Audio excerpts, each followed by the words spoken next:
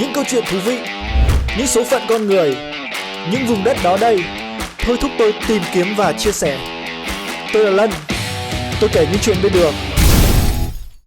Đây là Daniel, còn đây là Charlie.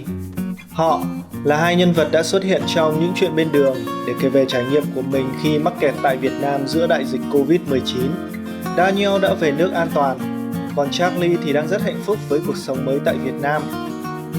Tôi tự hỏi, vậy với một người Việt Nam đang sống tại nước ngoài thì sao nhỉ? Họ có những trải nghiệm tốt tương tự hay không?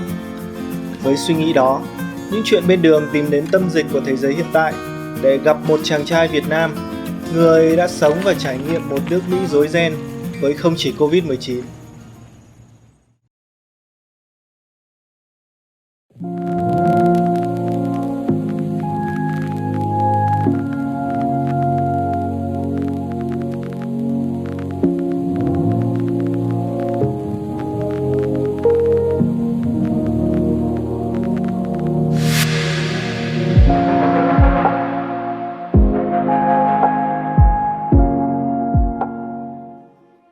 Đây là Quốc Tích, hay còn gọi là Tích tay gấu, một cựu du học sinh Mỹ hiện đang sinh sống tại Alabama, miền đông nước Mỹ.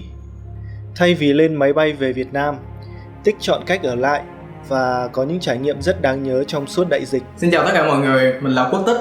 Thì mình có một cái tên gọi khác mà mọi người thường hay gọi mình, đó là Tích tay gấu.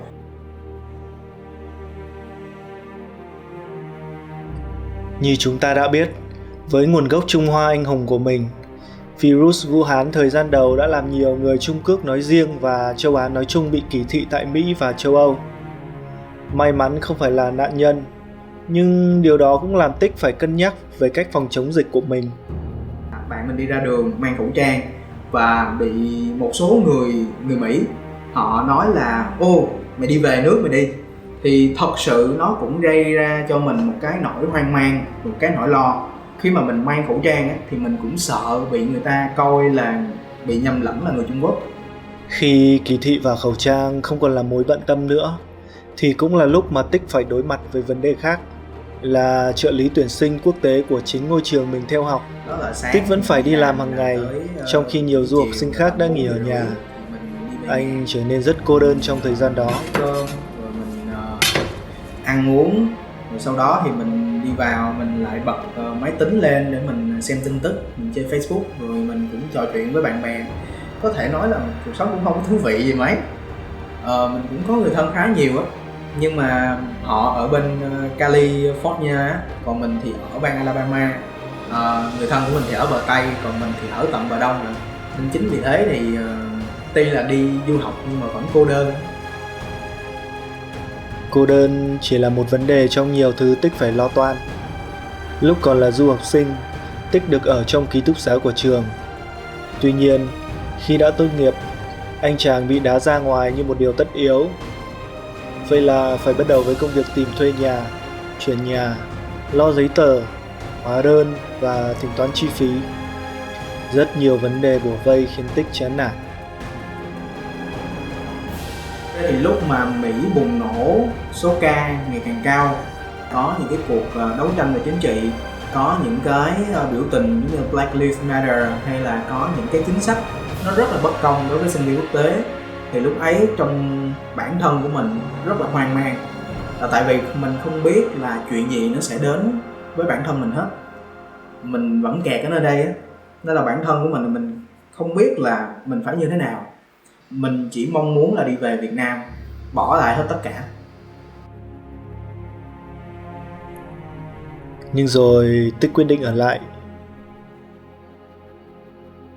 Tại lúc ấy thì có rất ít chuyến bay, chi phí cao, rồi phải nộp hồ sơ, rồi phải chờ thời gian xét duyệt, mà cái nhu cầu đi về rất là cao.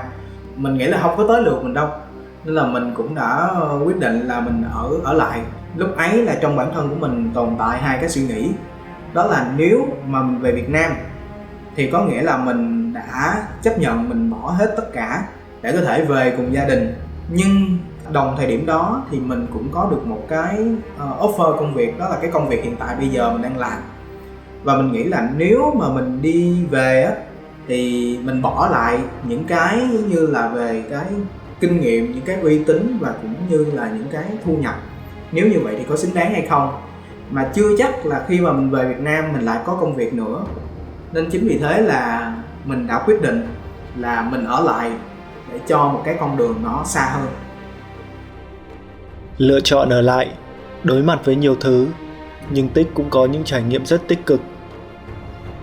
Nhưng mà mình nghĩ đó là sau này á, mình cũng có thể là tự hào mình kể cho con cháu mình đó là ok, hồi xưa ông nè ở bên Mỹ một mình, rồi ông phải đối chọi với đại dịch này nọ kiểu, thì mình cũng thấy là cũng khá là vui. Nhưng mà có một cái mà mình nghĩ là trong cái đợt dịch này nó khiến cho mình thay đổi rất là nhiều, đó chính là mình không cảm thấy cô đơn. Vì mình gặp rất là nhiều người thông qua Facebook nè, thông qua YouTube nè, thì ở nơi đó mình gặp được những người anh, người chị, những người thầy, họ góp ý cho những cái đam mê, những cái sở thích của mình. Nếu mà đại dịch này kết thúc sớm hay muộn thì mình vẫn có một cái kế hoạch nó không có đổi, đó chính là mình hoàn thành 1 năm cái công tác của mình tại ngôi trường này. Và sau đó thì mình nghĩ là mình sẽ đi về Việt Nam, cũng như là bắt đầu một cái cuộc sống ở Việt Nam lại từ đầu.